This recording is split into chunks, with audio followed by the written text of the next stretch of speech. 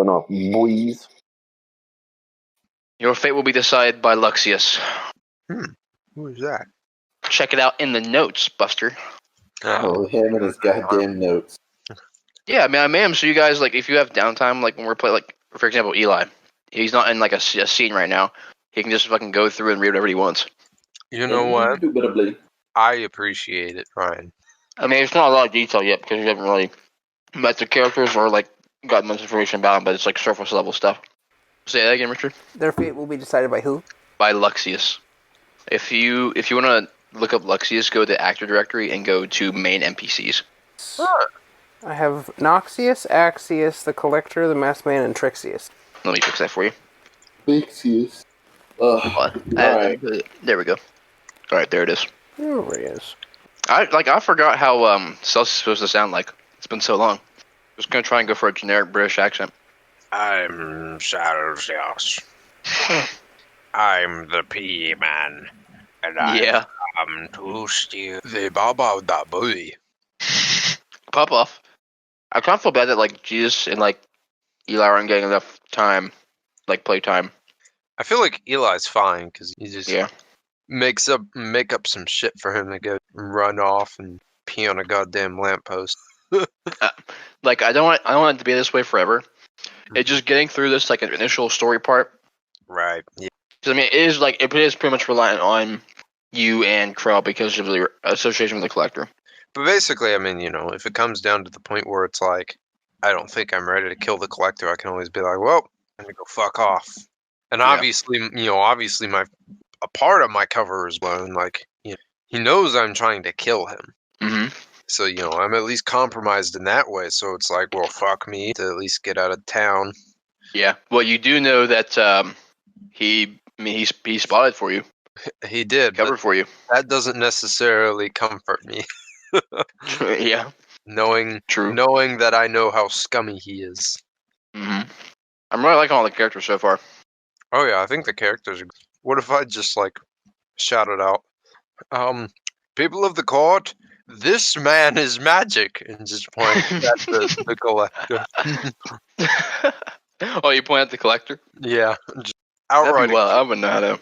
Everything. That, like, for me, the hardest part is, like, thinking of what's going to happen, because this is a courtroom setting. I don't know nothing about court.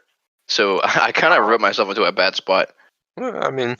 Someone gives testimony, someone gives counter testimony, someone gives more testimony, possible more counter testimony, final verdict, you know, or I mean, final testimony, then a verdict is understandable. But this has been going well. I enjoy this. This shouldn't last much longer. It's literally just a split with Celsius, and then you guys will be on your merry way. Yeah. What is my cat? Hell yeah. Tap, tap, tap. Case ended. Man, I love the gifts that come out of a session.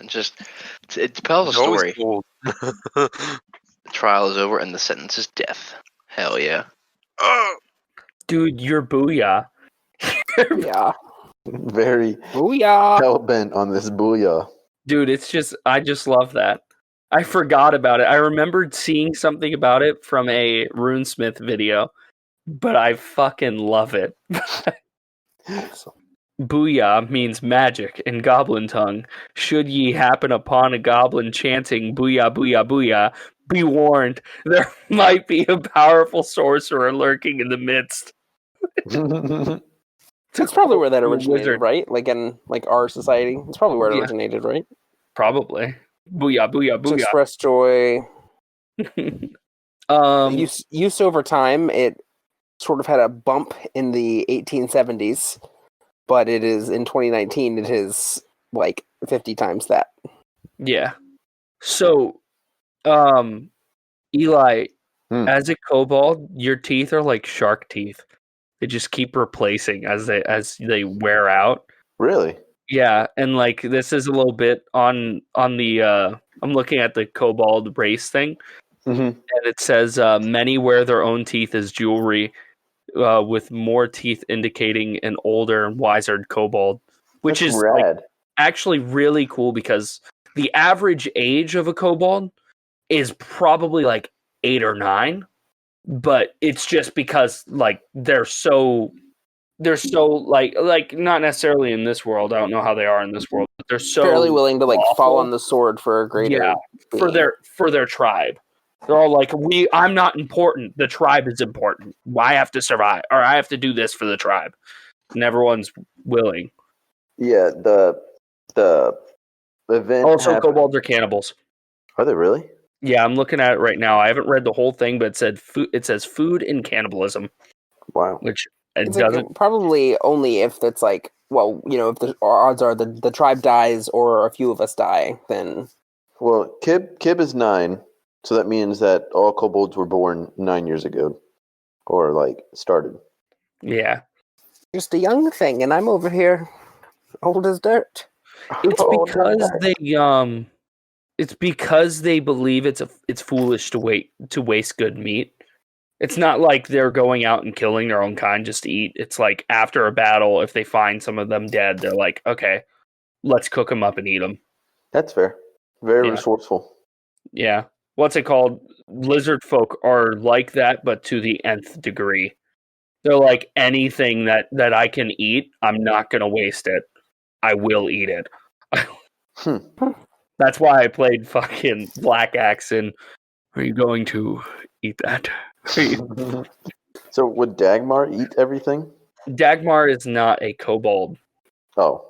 Or a lizard folk. You are a dragonborn, which actually, did you know dragonborns are not related to dragons at all? I actually did not know that.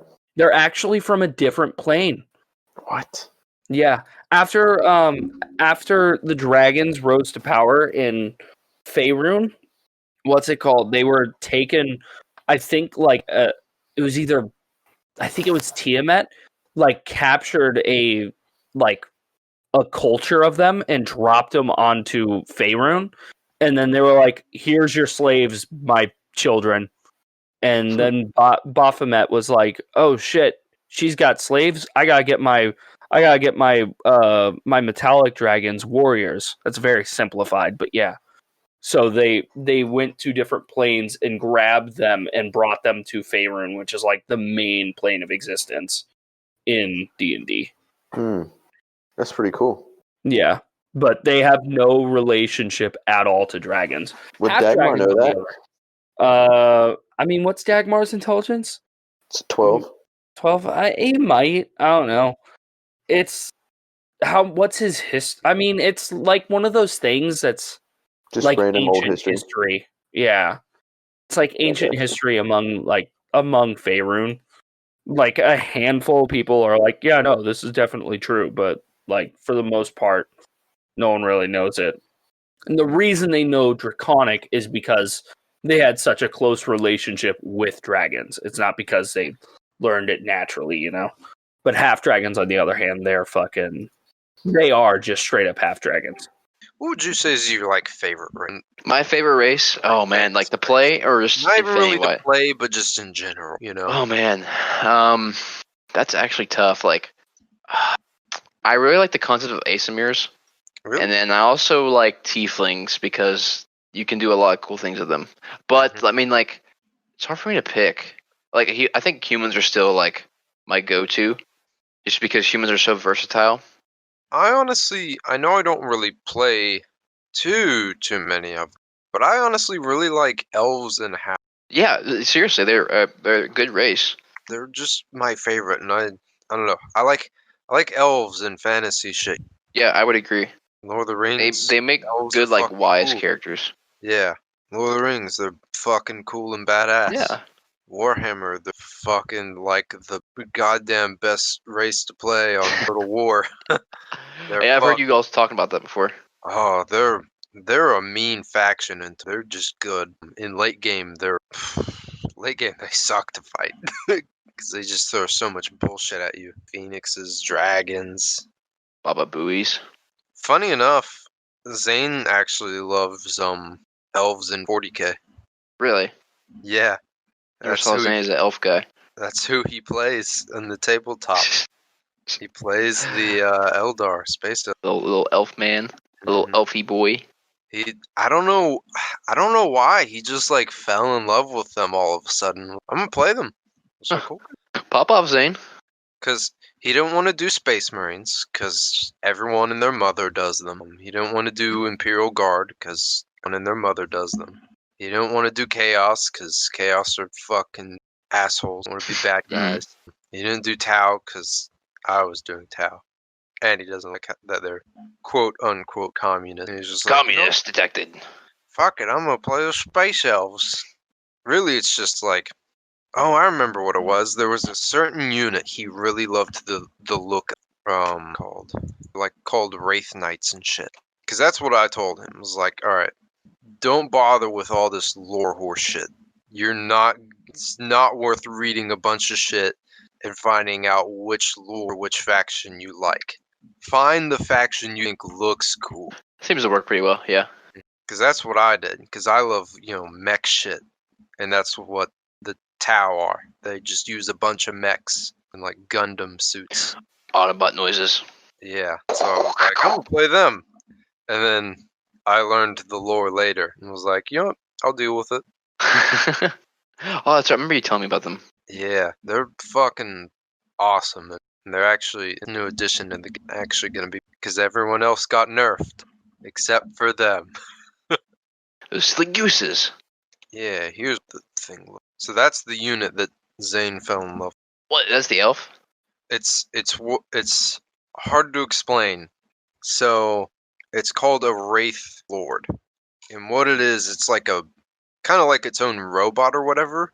But there's a gem inside the head of it that has a space elf soul in there, and that's what pilots it. Okay. Pop off. So like whenever an Eldar will die, they'll literally like if they can capture their souls, they'll cram them into those things, and then they can fight for people. Just think someone made up all that. Sort of like what are called dreadnought for Space Marines. So like if a Space Marine gets his legs blown off and shit, they'll literally just entomb him, called the dreadnought, and it's a big ass mech. Mech time. Of course, Jacob's doing orcs. Orcs is base. He is an orc. The funnest. I wish I could do orcs. What makes that so? Because Is it Warzag? partially that, but so there's this thing called kit bashing, where you'll take like bits and pieces from whatever models you and slap them onto like an orc, and it's technically use a shit ton of scrap, Like I've seen people take like big ass fucking Hot Wheels cars and just take bits and pieces off those and make a fucking tank out of them, and then they use it in the game. Just silly Billy. And the lore wise, orcs are the happiest faction because they love Makes fighting. sense. They love fighting. So Those the whole goofy goobers. galaxy engulfed in war, it's a goddamn playground for them. Yeah. They're literally truly vibing. having a good time. Their orcs are naturally like psychers, like magic and shit, 40k. They just don't know it. So if you The get orcs? like, yeah. Oh, so it was actually Juice was actually role playing that specific point. Yes. Oh my god. Even in like fantasy, all orcs are naturally like magical and psyker. They just don't know it. Oh, I give him inspiration for that. I like that. In 40k, if you get enough orcs to like believe in something, it happens. That's right. That's where that comes from. So orcs believe that red, the color red means something goes faster. So they paint all their shit red if they want it to go fast. Oh, that's insane. And they believe in The it silly goes. Billies. They believe purple is stealthy, so they'll paint themselves purple. And they'll become stealth. If there's enough of them, they'll just fucking turn invisible. God, those silly gooses. They think yellow is like armor piercing and shooty, So there was a time where orcs literally like picked up rocks, painted them yellow, and threw them at Imperial Guardsmen, and they'd fucking blow up. Oh my god. Okay. Just think about it. It's gonna blow up. If you get enough of them to believe in something, it happens. God, those silly gooses. Like, none of their guns should work. None of their weapons, their vehicles, their ships, none of them should work because it's all just like bits of metal crammed together. A human like engineer was called like a mechanicus or whatever. They like picked up an orc gun, opened it up, and it was just nothing but screws and bolts. and they were just like, "How does this work?" But I'm visually perplexed as how something with no fuse. By all laws of physics, this shouldn't happen. God. And the orcs just make it fucking work. Yeah, they're just like, this cause uses stupid git. God. What's a silly billies? They're the fucking best. I wish they would believe in my girlfriend. Yeah. And they're technically mushrooms. Orcs in 40k and fantasy are actually technically mushrooms. Yeah, they're technically made of like fungi and mush it. Why'd you put that thought into my brain? That's why they're like most planets in 40k that are invaded by orcs just get blown up because it's so hard to get them off of there. Because if you kill an orc, they just release spores and shit, and so 20 years later, you have orcs appearing on the planet. So the invasion was stopped. God, those silly gooses. They're almost impossible to get rid of. So most planets they just get blown up. I want to blow them up. Exterminatus. From the image, the things they were saying in the chat, it sounds like Zane and K-Stip are down for it. Let me check. Yes. Yes. Okay. Okay, Buster. I wish you all could just know the reference of the fucking GIF I sent on Discord. Oh. Booyah. I wish I could make you all understand, but I can't. Because the gnome god Garl Glittergold trapped the kobold god Kurtelmach in an inescapable maze, kobolds are bitterly hateful towards gnomes. Although they don't seek out gnomes to do them violence, if a hostile kobold encounters a mixed group of gnomes and other humanoids, the kobolds will instinctively attack the gnomes. Kobolds in battle with gnomes are much less likely to run away because their hatred overrules their sense of self-preservation.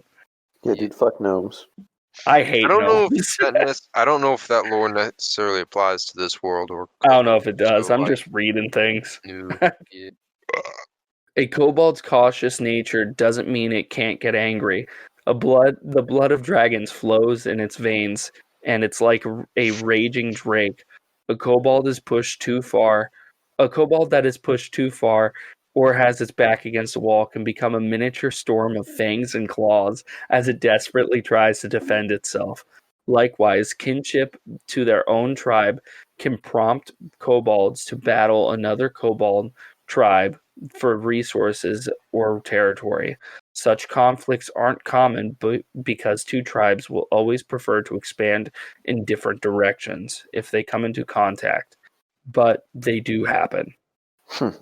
For example, two neighboring tribes that want exclusive claim of a flock of mountain goats might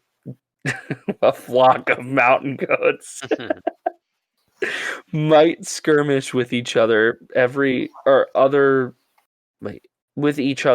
few days. Eventually, a leader of one warring tribe realizes it is losing due to the attrition and moves its tribe to another area, ceding the contested territory to its more successful neighbors. As a demonstration by their hatred of gnomes, kobolds have a persecution complex and easily take offense to the actions or deeds of other races. They aren't forgiving of other races and enjoy nursing their hatred until they get a chance to wreak revenge on a creature or a race that has wronged them. That is everything under the section labeled hatred for kobolds. Oh yeah. Kobolds be hating gnomes. They mad.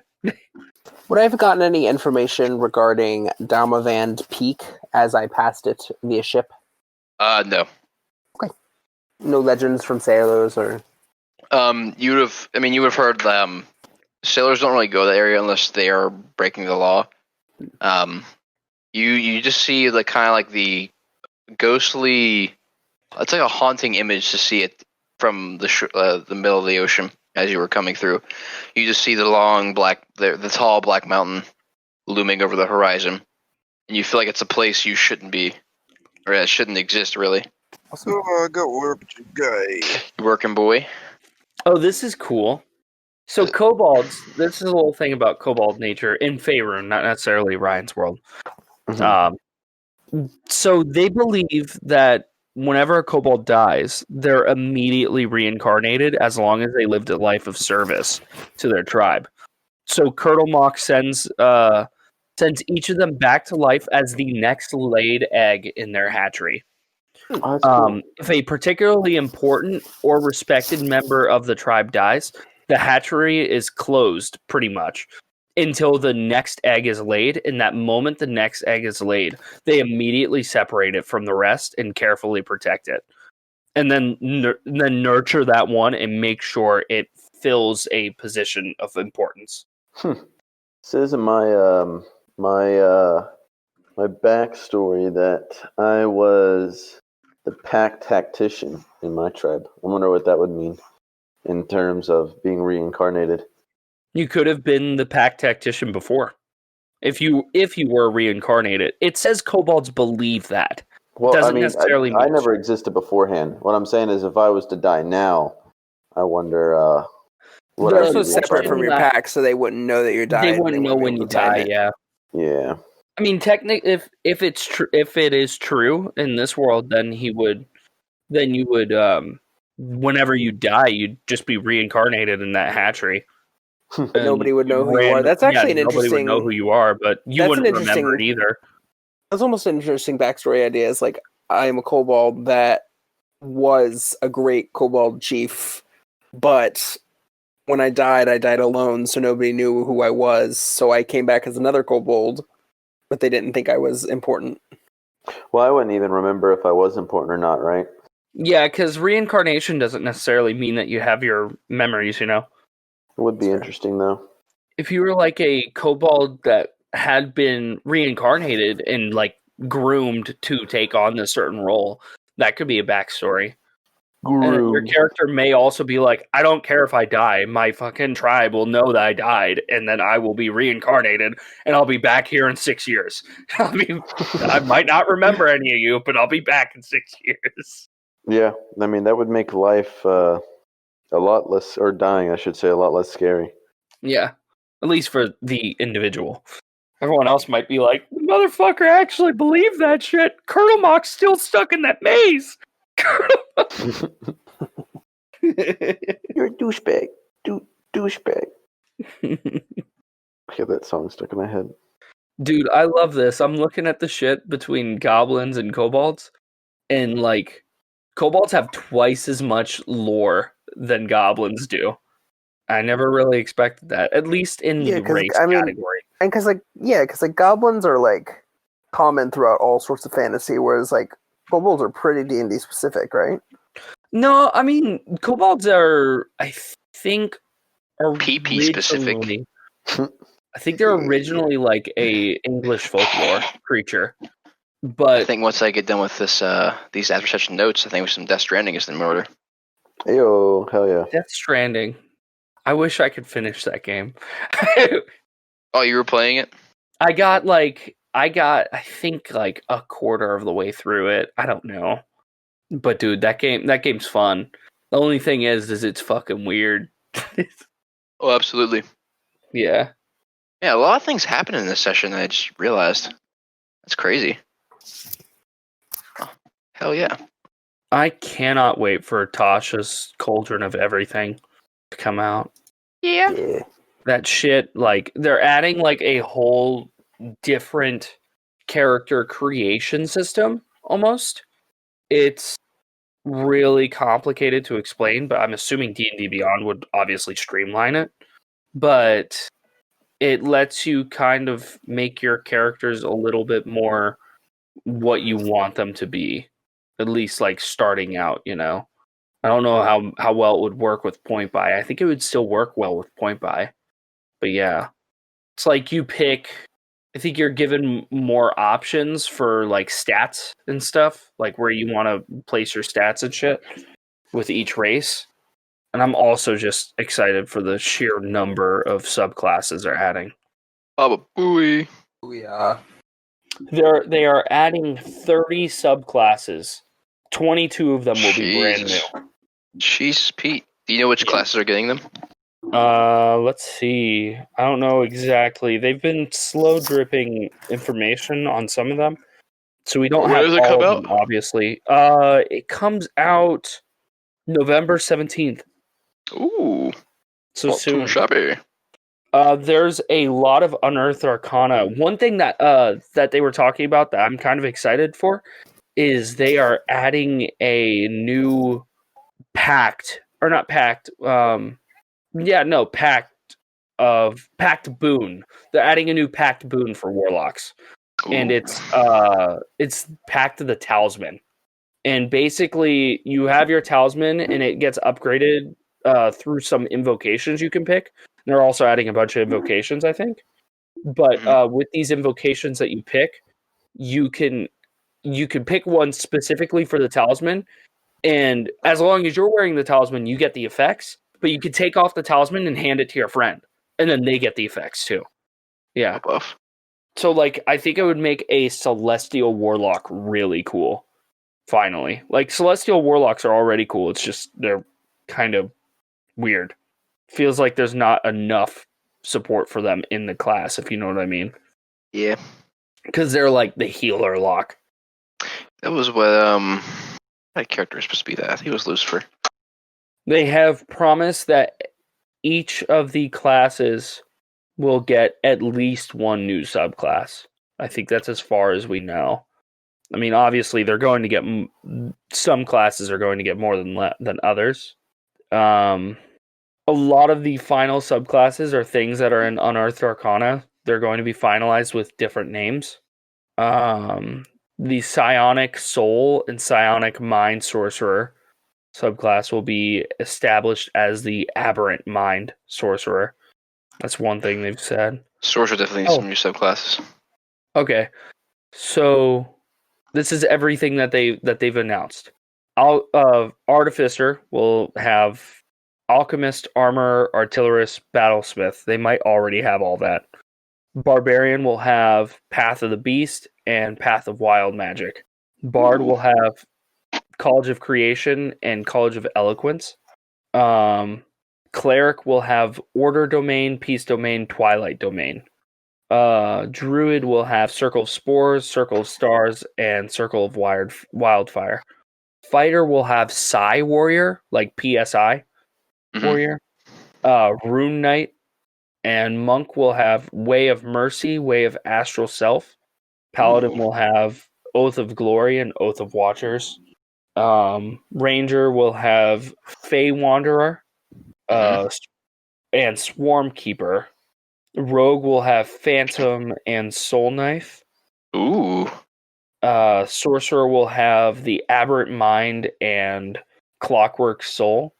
Warlock will have the Fathomless, which I'm assuming is what Hunter's subclass is, and what Marin is, because that is an Unearthed Arcana thing. And they will also have the Genie Warlock. Ooh, that's pretty cool. That's pretty nice. That's a lot of subclasses. Wizard has Blade Singer, and Order of Scribes. Huh. And that's everything so far. Is that all 30? It might be all 30 of them. Yeah. I wonder if I want to see if they've added a list of invocations. Because I would like to see that. Weird flex, but alright. Weird flex, but okay. I think I'm gonna go get some Takis. Dude, get some you a fucking Takis. white woman? Maybe. Eat hot chip and lie. Got some 11-itis. All he knows is be bisexual, eat hot chips, and lie. People from West Virginia don't even know what a Taki is. You all are degenerates. I fucking know what a Taki is, because guess what? They fucking sell them here, dumbass. Do they really? I've never seen one when I lived there. They at 7-Eleven? 7-Eleven Takis? Good. My buddy Vic, I'm sorry I disrespected you like that, Eli. No, it was very funny. I will be right back, though. I would be at work, and fucking he'd be like, what am I going to do for lunch? I'd be like, I'm going to go, there's nowhere else to go. I'm going to 7-Eleven. I'd go and get like fucking like a couple bags of chips and shit because there was nothing else on Marco Island that was reasonably priced. And then he goes in there and he's like, I'm going to get some Takis. And he gets them and he eats like 4 of them. And then he's fucking sitting there for the rest of the day like, I'm going to die. See, it's getting to the point where, like, most time I just go down to fucking Sheets food from there. But it's getting to the point where I need to go somewhere else for my lunch breaks. Fuck you going to Sheets? Because they got food and I can pee in there. Bring your own lunch. Maybe. Who? Ryan, you said that Mr. Man was in the crowd. I don't see him nowhere. Did I not put him in there? Nah, I don't see the T-pose mother yucker. He's we'll fix that. No, he's only visible to innocent people. Oh. There you So go. none of us can see him. I see him right there. Where Oh at? my god, what is this GIF? I gotta see this. Hey, Oh my god. Get it Oh out. my god. Get it out. No. I'm pinning that. I hate you.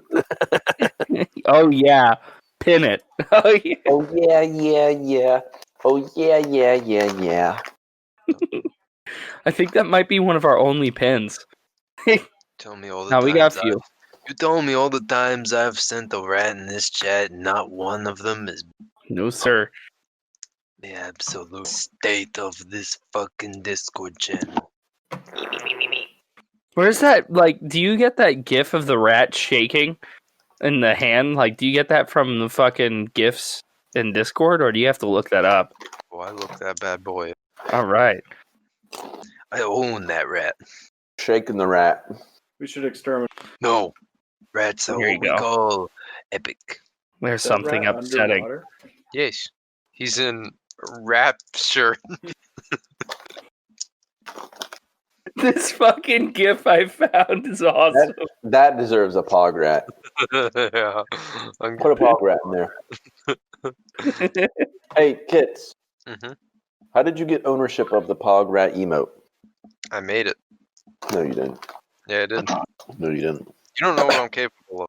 Not that. Okay, pop You off. know what? You know I what? see Mr. Man. You know what? Oh, that's good. I just put him there. I'm gonna make another. Do it. Make another. Alright, I made one. You have nitro? No. I'm just of a higher intellect. I won't You kill might as well refer to me as God. With my ingenious. God of small PP. Small PP, big brain. Wonder how It long seems it's like these talkies are giving me a heart attack.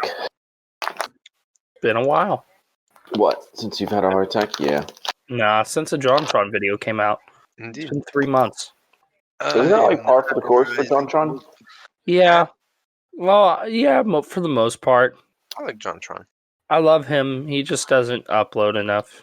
But his stuff is quality, so I don't Yeah. mind it, you know. I mean, except for whenever you get a fucking 11-month break between videos. Yeah. That's happened a couple times. Longer. That feels Yeah. like. The last big one was 11 months, and fucking everyone was pissed. Wasn't there like a 2-year one? Yeah, there was a 2-year one.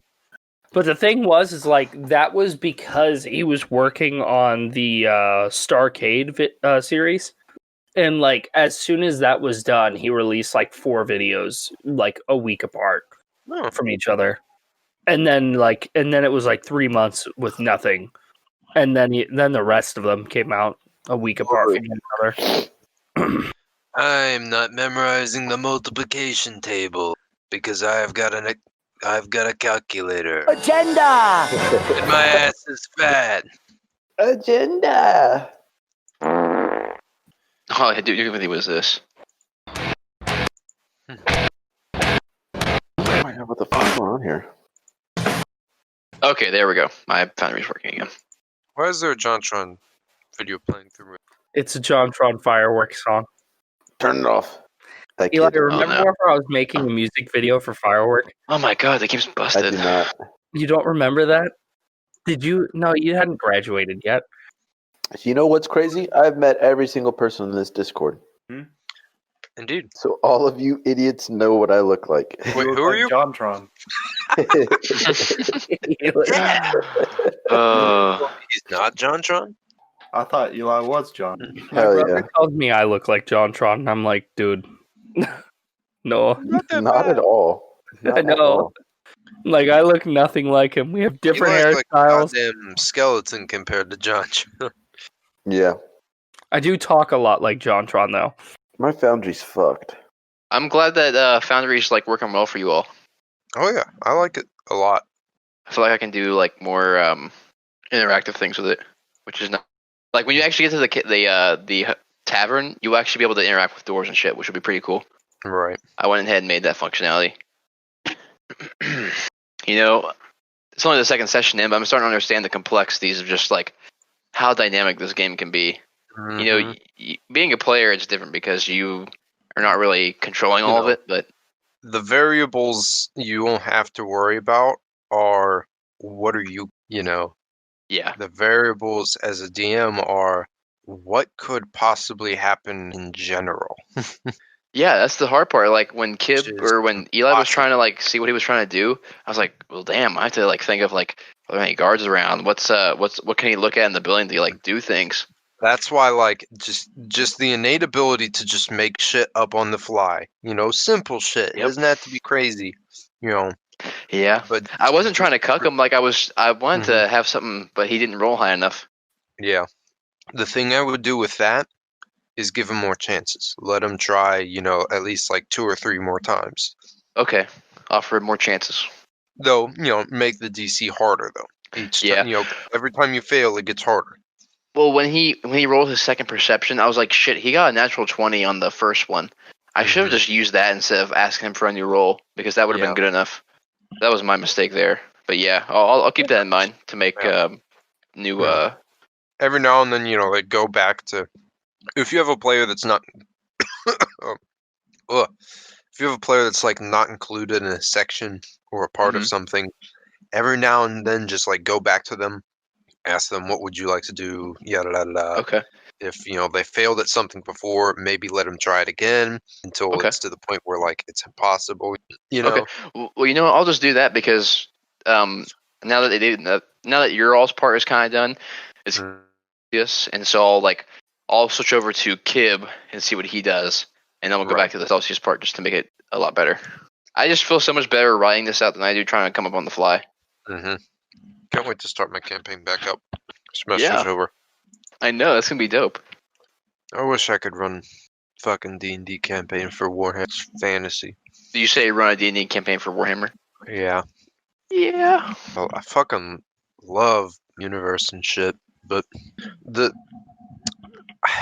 see, it's complicated. Like, the Warhammer Fantasy RPG is pretty decent. I don't think it has like a lot of like, you know, shit in general to even compare to like D&D, you know. Like there's only so many enemies you'll ever come across in that, you know. And in my opinion, the like actions in combat are kind of limited. But one thing I really did like about the system was like there's a fuck ton of classes and shit you can. Yeah, that'd be exciting. And it's like it's a lot more interesting because they're not really classes, they're called careers. Ooh, me like careers. You can literally start out as a fisherman. I just want to fish. and you know, classes can lead to other careers can lead to other careers based on how you level up and shit. So it's like you can make a more like from the grounds up hero story that way, which I like a lot, you know. Yeah. Because in D&D, it's like you're already adventurers. You're already see, that's the one thing that heroes. Yeah, like you're already like I understand it's for the purposes of like accelerating gameplay because levels. I mean, I guess this is why levels 1 through 2 exist. But like a lot of the players that you meet will already have characters geared towards like they're already adventurous types. Yeah, and you know, or by their backstory alone, they'll already have had experiences that made them adventurers and shit, you know, whereas in Warhammer Fantasy, one of the guys I played with when I still played with my Canadian buds. Hey. He was literally a singer. Not like, Okay. a bard, but he was literally just a singer. Damn. He had no other And they story just- beyond that. He was from one town. He never left that town at that point. Yeah. And so from there, his story was what we did, His backstory was what we did, which was cool. I was like, man, that's hella fucking awesome. Yeah. And It's unique. he progressed to the point where he's now like a scout for the Empire and shit. Like he took a job. He grew and like he became something different. Yeah. Progressed, One of the crazy. other guys was just a normal infantryman, and now he's a knight. Now he's a not so normal. It's cool shit in there. And I always thought, I was like, that'd be great to implement, but just the problem with the system in general is just there's not enough around that, Yeah. Like the Yeah, I feel weapons are that. simple. There's no long sword, there's no rapier, there's just like sword, there's no great Oh, swords wow. or whatever. There's So it's like hammers, not there's as everything else is not as in depth, which is kind of so like mechanic wise Like- not as in depth as D&D 5e, but yeah. like roleplay wise there's a ton of possibility. Oh yeah, absolutely. Yeah. And the lore and the world itself is rich as fuck. Mhm. It's almost Yeah. as rich, if not a little bit more than some of D&D's shit, Yeah. Like I feel like with D&D like there's so much lore on it, but it's all like discombobulated. Yeah, it's all discombobulated by different worlds, different fucking regions and planes and shit. Like it's a multiverse theory apparently. Yeah, whereas like Warhammer, it's for fantasy. It's in one defined universe where everything is the same. World. Yeah. Yeah. 40K is nuts. 40K is absolute nuts. You're never gonna fucking learn all the lore for 40, but I can only imagine. fantasy is manageable lore-wise. I tried running a 40K game, and it was actually going pretty decent, and I had a good story in mind. The real problem I stopped with was partially school, partially starting up the campaign for you all, and Roll20, I didn't have the premium account, so I was just like drawing shit on there, which was just lame. I was like, man, I'm gonna have to do this for you all because this looks like shit. Jesus, Pete. And another problem was just like finding maps. Like even if I tried to do it on Incarnate, it's 40K. It's supposed to be urban, or more modern shit. So it's like there's nothing for that out there, Yeah. So I was just like, I can't make maps for these guys, which sucks because I want to try to give them the good visual stuff. Mhm. Yeah. So that's why I mainly stopped to that campaign. But otherwise, I had a great story for them. Ryan, how much was it for Foundry? $50 for one time. One time purchase, $50. Mm-hmm. Where do you make your maps in that other thing? I forget what it was called. Yeah, Incarnate. So if it's something I really want, I'll make it Incarnate and then just simply upload it to Foundry.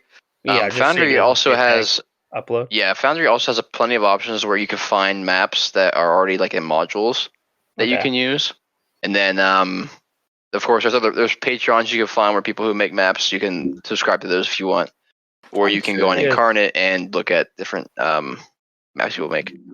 If I make a map on, or well, if I take a what is it?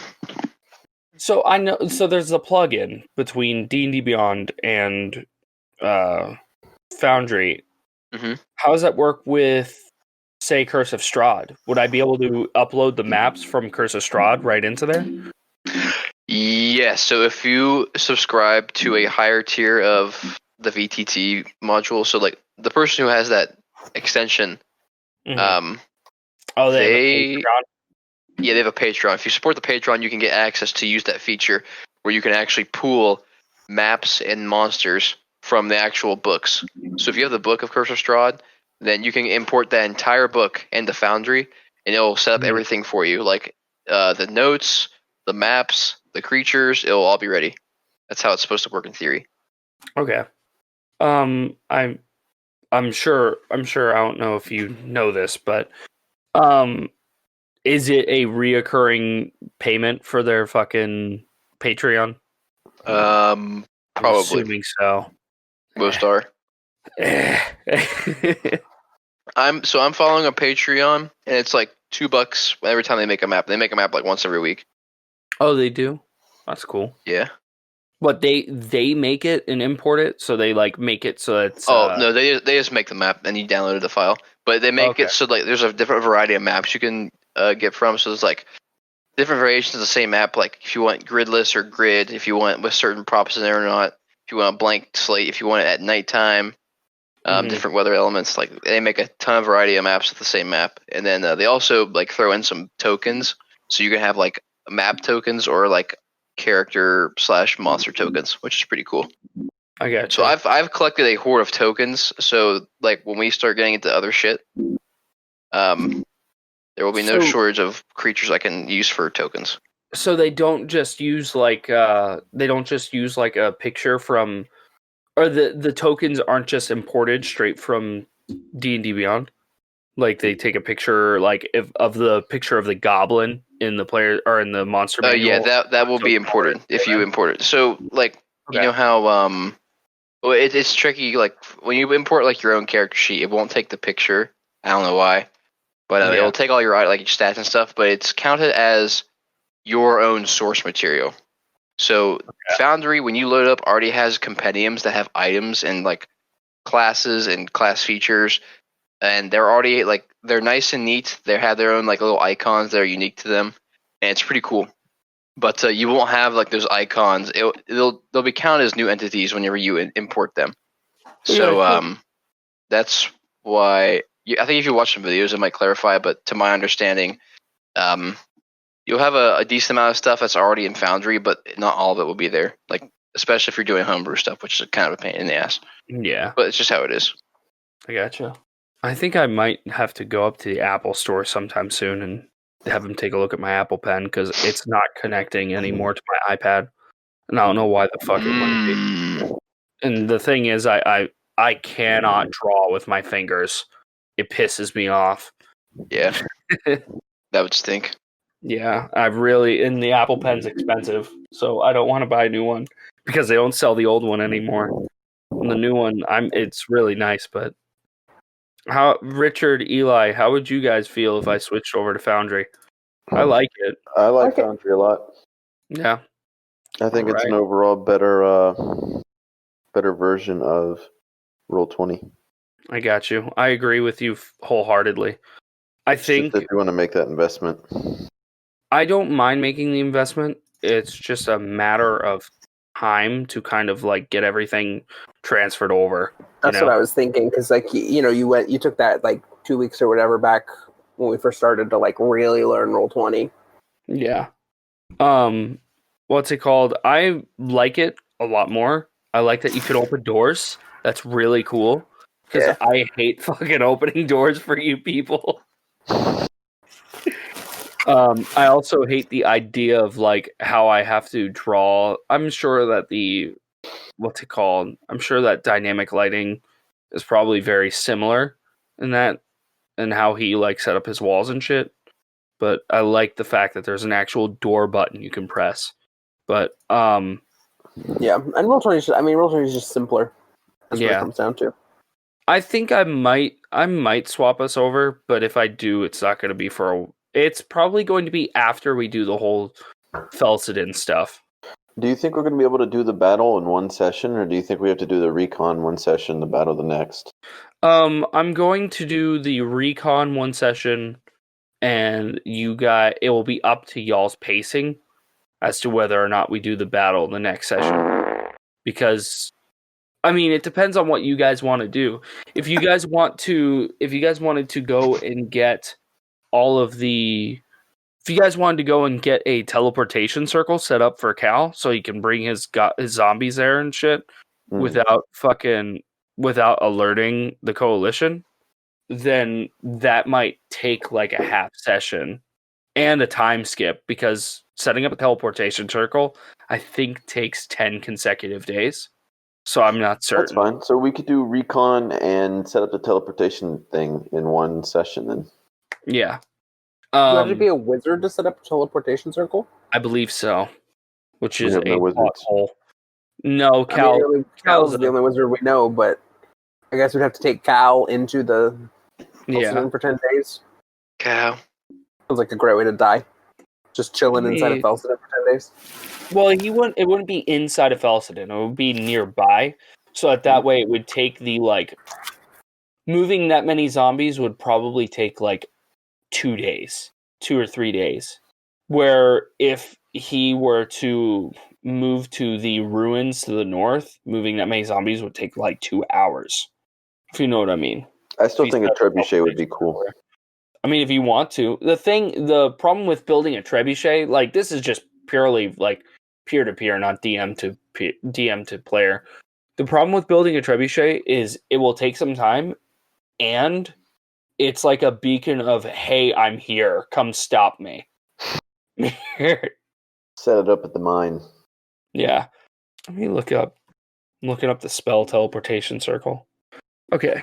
Let me take a game. Okay, you can make it a temporary teleportation circle, but its casting time is 1 minute and it lasts a round. So 6 seconds. Any creature that enters the area appears within 5 feet of the destination circle. Oh, never mind. You can create a permanent teleportation circle by casting this spell in the same location every day for 1 year. Okay. It's not 10 days. It's a year. That's dedication, dude. Dude, that's expensive too. The material components is rare chalk and inks infused with precious gems worth 50 gold pieces, which the spell consumes. You have to do that every day for a year. It's a lot of gold pieces. That is a lot. Like, I mean, 5 times 355 is 18,250 gold pieces. Then add a 0 at the end. You sure? Did you do 50 or wait? Hey Google, 50 times 365. 18,000. 18,250. That's what I said. That's what Eli said. Yeah. What's cool about this is it's any distance as long as you know the circles like teleportation shit. Yeah, I think after the Felsidon shit, after you guys fight at Felsidon and do what you guys are doing, because I know Tommy's character specifically wants to go there. And I mean, there's also incentive to get rid of coalition people. But after that whole thing, I think I might take some time just to transfer shit over to Foundry and do that. Might take a few weeks, but yeah. Hey Tristan, is the coalition supposed to be our BBEG? No. Okay, cool. When are we going to start dealing with BBEG? I'm thinking it's the thing is my BBEG is going to be who you dislike the most, essentially. Well, we haven't really met a lot of enemies. No, you haven't. The coalition right now is just like a obstacle. This is DM talk, but I mean, I just look at them as like a Stormcloak versus Imperial kind of thing, not like the actual. Kinda, yeah. Not the main actual story, but yeah, it's something that you can deal with and stuff. The coalition, and also like they may seem very evil, but it's just like they have their own culture and shit in the Eastern Frontier. It's just not many people go there because the coalition outside of there is like, yeah, we slave everyone. But they aren't like inherently 100% evil, but they are pretty bad people. They aren't very redeemable, if that makes sense. I'll fucking murder them. Do what you want to do. They're supposed to be a force that you come across and you're like, I hate them. I want to kill. I mean, BBEG wise, there's there's threads at this point that leads to two. Right now, there's two separate threads you can follow that leads to a BBEG. Travis is the BBEG. Yes. No. We all started on his cart. Little did we know. Billy is the BBEG. There is Orange is a BBEG. There is a third thread that I do intend to introduce, but at that point, I'm going to stop introducing threads, and it will be up to you guys to see where you want to follow. You guys may be able to go after all of them, but I'm thinking by the end of the campaign, you will have dealt with 1, max 2. I wonder if me and Iodos's goal will end up being a BBEG. I mean, it could be. I mean, that's what I'd lean towards if I had to pick one right now. Yeah. But I don't know how we would even begin to fight it or progress towards fighting that, other than just becoming powerful enough to fight it. Yeah. As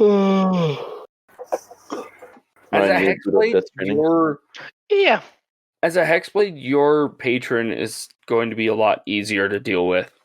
I know who Iodos's patron is, and he's going to be a bit of a nightmare to deal with. What level do we need to be to kill my patron? Your patron, honestly, I think you might be able to down him at level 7. You weak ass patron. He's a bitch ass. I'm gonna inherit all of his power and become a god. Can I do that? Your patron, no. If I kill my patron, do I lose my powers? If you kill the patron in a particular way, you would essentially absorb them in a sense of you would no longer be bound to them, but you'd still continue to gain powers as if the contract were still on. But they would lose any benefit from the contract. Your soul would be free, but you'd continue to gain powers as a warlock. It's more RP stuff than really anything. You might get something, but yeah. Fighting our way through monks and mind flayers could be fun. Yeah, that's and then actually ultimately Zippy Doodah. I've actually sewn. I don't know if you've noticed, Richard, but I have sewn those threads. I have not noticed. Yeah. They are intrigued. They are very. It's a plot, like all these threads. They're plot lines you can follow. I mean, I think like a lot of it too is like, I mean, having Marin from Sheer Drop, and then having Dizelle from. Are you from Belkos? Belkos, yeah. Yeah. Same. You don't know that, but same. And that's a great way to get there. And then also, I know you've been thinking about like a way to fit that specifically in what you said originally. Yeah. And this was a good way to do that. So it could be compelling. Mm-hmm. That one, it's just like with you specifically, like to follow that line and get to that one. If we go that way, I probably won't make it out of there. Yeah. That one is the more dangerous of the BBEGs I have in my mind. That one is the most dangerous of them. Yeah. I'm right. It's Guru Ken. Guru Ken is the big bag boss of everything. How about that? Oh. I do. I mean, I have advantage on saving throws as pertains to magic. That helps, right? Yeah. It does help. I do intend to sew the third and final thread for BBEG probably soon after we get to the soon after we deal with Felsidin. Yeah. Which will probably be one of either the first or second of the sessions after we switch to Foundry. Coming back into Curse of Strahd for a hot minute would be fun too. Yeah, because I think I have that stuff mostly prepped. So if we wanted to, while I'm fucking with the main campaign, we could do, like moving it over to Foundry, we could do fucking Curse of Strahd for a while. Yeah. I've actually been wanting to look at that for a little bit, but I want to get through the Felsidin stuff. Oh, it's making a lot more sense now. What's happening?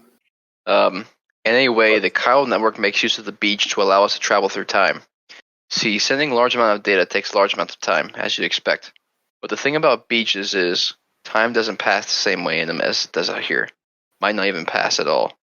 Think about how the light from the stars in the sky we see it was produced thousands and thousands of years ago.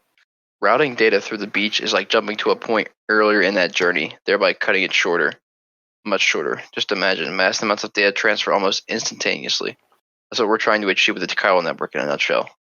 In theory, the network allows us to reconstruct old data that would otherwise be lost, and to do so with fragmented resources. Using what's known as Evo-Devo analysis, we could take the finger bone of a dinosaur, say, and extrapolate from that not only the dinosaur's form, but its composition, internal, external, even its thought processes to a degree. Anything's possible with chiral computing. In other words, we won't just be able to reunite a nation, we'll be able to reclaim everything we lost in the Death Stranding. Or even, theoretically, we can go back as far as the birth of the planet and beyond. And thanks to the beach, we'll be able to compile all that data in one place and reduce the processing time for even the most complex analysis to effectively zero. And it does make sense now. Yeah. Ryan, whenever you download for Foundry as a DM, you download it as a software, right? Yeah. Okay. Just wanted to make sure. Yep, you run it like a software program, and then your players run it in their browser. Okay. We got to connect it like your IP or some shit like that. Yeah, so if you want other people to join you, you have to do something called internet porting. That way it allows your Wi-Fi to know that the people pinging into you, which the players, are safe. Let me send you this playlist, because this will help you drastically. Actually, I'll do you one better. There you go. This little series will teach you everything you need to know. The vibes will still be immaculate. We're waiting on someone, right? Kids. Yeah, Hunter. Okay, I have a quick question. So, guys, say this isn't D&D related. I mean, I guess it could be. Say you are immortal, completely immortal. Damage will not kill you. Yeah, immortal. Okay. Damage will not kill you. You can sustain damage and you can feel pain, but you are 100% immortal. What if I was completely eaten by a creature? Would I be a conscious turd? I don't understand. Since you couldn't be digested. Yeah, so you would probably kill the animal. You would probably kill the animal before. But I don't have any special healing properties. I just can't die. Yeah, but you're sitting. If you can't die, then because you said that you can't take damage. I can. Yeah, I said I can be damaged. I can feel pain. I just can't die. Yeah, but define dying. Is defying your soul leaving your body, or is dying Dying would be losing consciousness permanently. Yeah, but what would you need to do that? Stop that. Whoever's doing that, please stop. Can't think. I can't think. Would dying be because you took lethal damage, to the point where you were decapitated? If you were in this sense, if you were decapitated, you wouldn't die because of this. But you would just be a head. You would just be a talking head, or you would be a body carrying a talking head. I believe you would technically be a body carrying the head. Okay. In this sense, yes. So if your head got squished, then where would the consciousness lie? I don't know. I think it would be in the flesh, but I don't know. That's why I'm asking about the true immortality. I mean, at a certain point, by the circumstances that you're describing, I think that if you were to be, eaten, bitten up, and then pooped out, your consciousness would exist, but it wouldn't be you wouldn't have the capacity to see or hear or, taste or feel or perceive in any way. So I'd be in a sense of just waiting kind of in a void, but I'd still be alive. I almost think that your cells in your body would still be alive, your cells wouldn't die, but you don't exactly have consciousness, or the cells in your brain wouldn't be connected enough to give you some consciousness, but they're still alive and able to carry out their function. Okay. Damn, Shotty, okay. If it's like that, but to me, immortality would be that you get to keep consciousness and all your senses. So, hypothetically, with this character, if he got stabbed, what would happen if someone tried to stab him with a knife? He would feel pain, but ultimately he would have to get stitched up to not or to regenerate. He would heal normally once he was stitched up, obviously. So then his cells, they can still be degenerated. So then if he's within the digestive tract getting digested, I'm assuming he would go down to his nervous system and his skeleton until he got pooped out, and then he would start to reform. Well, I believe reform, though. I believe that he wouldn't. With the rules of this character, he doesn't have anything special about his regeneration. So I mean, like if you had an arm that was just reduced to a skeleton, it wouldn't start reforming. I mean, it depends on how you would do it. It's like if he got stabbed, if you sewed it up, then the cells would have to regrow in order to heal that wound. Well, yeah, they would have to regrow, but I mean, so what are their limitations on regrowing?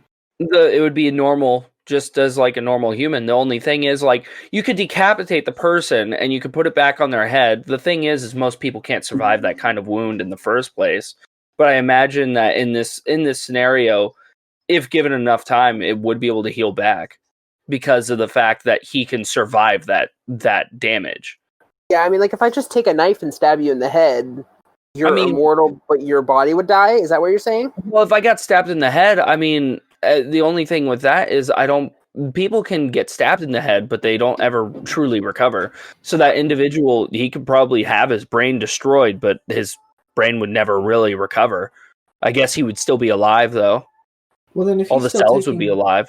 Damage is normal, then it would just eat away at him. He would become nothing, and that would kill him. No matter what damage you take, the person wouldn't die?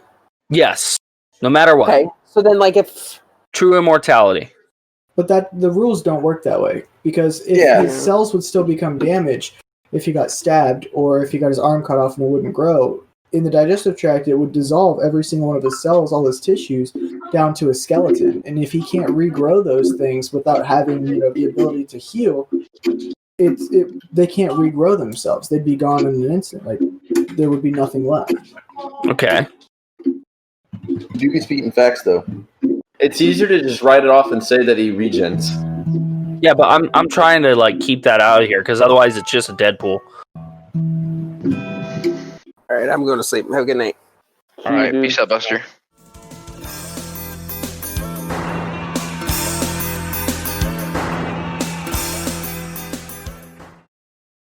That's a nat 1.